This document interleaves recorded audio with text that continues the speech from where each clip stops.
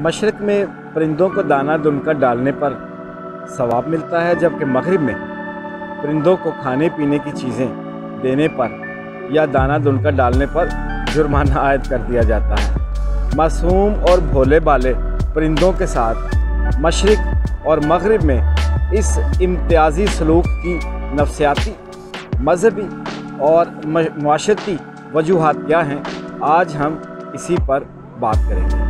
Italy से मैं आपके साथ वसीम रज़ा।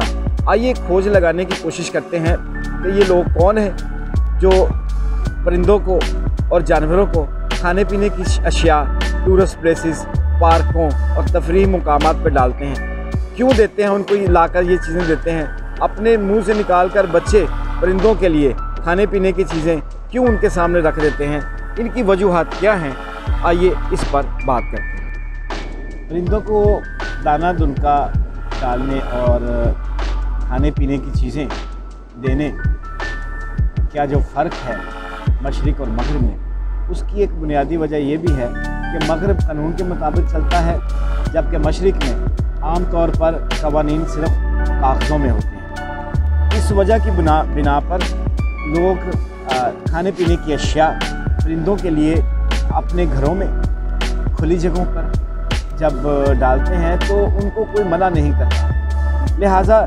ये एक कुदरती जज्बा है इंसान के अंदर, जज्बा रहम, जज्बा शफ़क़त, जिसके तहत वो परिंदों के साथ हुस्न सलूक करता है। सवाल ये है, हमारे ईमान के मुताबिक जब अल्लाह ताला ने पत्थर के अंदर रहने वाले कीड़े के लिए भी रिज़्क़ पैदा किया है, तो फिर हमें परिंदों को दाना दुनका डालने की, चोगा डालने की या खाने पीने की चीज़ें उनके लिए फ़राहम करने की क्या ज़रूरत है। अल्लाह ताला ने तो हर जी जान की ज़िंदगी के साथ ही उसके रिज़्क़ का बंदोबस्त कर दिया है, तो फिर इंसान को उसमें मुदाखलत करने की क्या ज़रूरत है।